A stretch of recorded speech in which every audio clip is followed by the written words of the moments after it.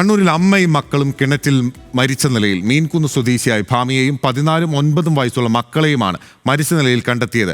രാവിലെ മുതൽ ഇവരെ കാണാനില്ലായിരുന്നു. പോലീസും നാട്ടുകാരും നടത്തിയ തിരച്ചിലിലാണ് മൃതദേഹം കണ്ടെത്തിയത്. കിണറിൽ നോക്കി അന്നേരം പെട്ടെന്ന് കണ്ടിട്ടില്ല. പിന്നെ നമ്മൾ മൊത്തം പരതി നോക്കി വന്നൊരു സംശയം കൊണ്ട് കിണറ്റിലൊരു ഇതിട്ട് നോക്കിയാരാണ് ഇത് കണ്ടത്. അപ്പോൾ കണ്ടപ്പോൾ നമ്മൾ ഫയർ സർവീസിനെ വിളിച്ച് വിവരം അറിയിച്ച് അവർ വന്ന് നോക്കിയാൽ അത് കൺഫേമായി. നിഖിൽ അളവൂരാണ് കണ്ണൂരിൽ നിന്ന് നമുക്കൊപ്പം വിവരങ്ങളുമായി ചേരുന്നത്. നിഖിൽ, വളരെ ദാരുണമായൊരു സംഭവമാണ് കണ്ണൂരിൽ നിന്ന് വാർത്തയായി പുറത്തു വന്നത്. ഇതിൽ ഏതെങ്കിലും തരത്തിലുള്ള ദുരൂഹതകൾ അവശേഷിക്കുന്നുണ്ടോ? ആത്മഹത്യയാണെന്ന് ഉറപ്പിക്കാനായിട്ടുണ്ടോ നിഖിൽ? ബിനിൽ, അത്തരത്തിലുള്ള ദുരൂഹതകൾ ഒന്നുമില്ല എന്ന് തന്നെയാണ് പ്രാഥമികമായി പോലീസിന്റെ വിലയിരുത്തൽ.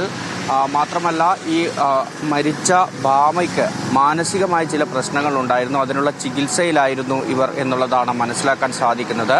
ഇന്ന് പുലർച്ചെ 3 മണിയോടുകൂടിയാണ് ഈ ഭാമയെയും മക്കളായ ശിവനന്ദ്, അശ്വന്ത് എന്നിവരെയും കാണാനില്ല എന്ന് വീട്ടുകാർ മനസ്സിലാക്കുന്നത്. ഇവരുടെ ചേച്ചിയാണ് വീട്ടിലുണ്ടായിരുന്നത്. ഈ സഹോദരിയാണ് പിന്നീട് അടുത്ത വീട്ടിലെ ആളുകളെ വിളിച്ച് ഇത്തരത്തിൽ ഇവരെ കാണുന്നില്ല എന്ന് പറയുന്നത്. ആ 3 മണി മുതൽ തന്നെ ആ പ്രദേശത്തുള്ള ആളുകളെല്ലാം ചേർന്ന് വ്യാപകമായ രീതിയിൽ തന്നെ ഇവർക്കായി അന്വേഷണം നടത്തുന്നുണ്ടായിരുന്നു.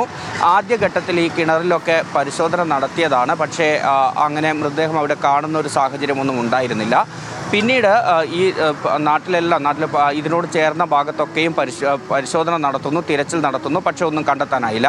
7:30യോടുകൂടി കിണറിൽ വീണ്ടും പരിശോധിച്ചപ്പോഴാണ് ഇത്തരത്തിൽ ഈ ഭാമയുടെ മൃതദേഹം ആദ്യം കാണുന്നത്. പിന്നീട് 2 കുട്ടികളുടെ മൃതദേഹം കൂടി കിണറിൽ പൂർണ്ണമായും മുങ്ങിയ നിലയിൽ കണ്ടെത്തുകയായിരുന്നു. ഫയർഫോഴ്സ് എത്തിയാണ് മൃതദേഹങ്ങൾ പുറത്തെടുത്തത്.